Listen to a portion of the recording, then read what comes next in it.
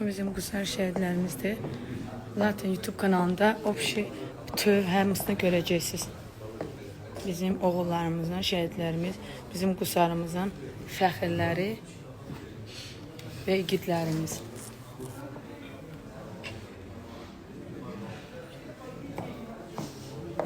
Bugün mən də bir Qusar qızı kimi istədim ki, mənim öz adımdan bizim şəhidlərimizin adına.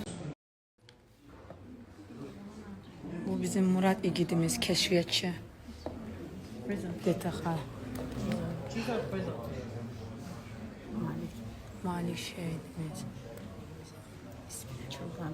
Çoban şəhidimiz, çoban qardaşımız.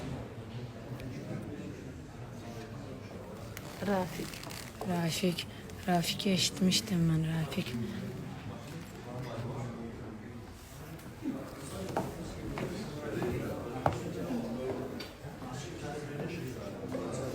Bizim igidlərimiz, bizim Qusarımızın fəxrləri. Nəinki Qusarımızın, Azərbaycanın fəxrləridir. Bizim ləzgi uşaqlarımız, bizim oğullarımız həmişə heç nədən qorxmadan həmişə ən birinci qabaqlarda olan uşaqlardır. Və biz bunlarla fəxr edirik.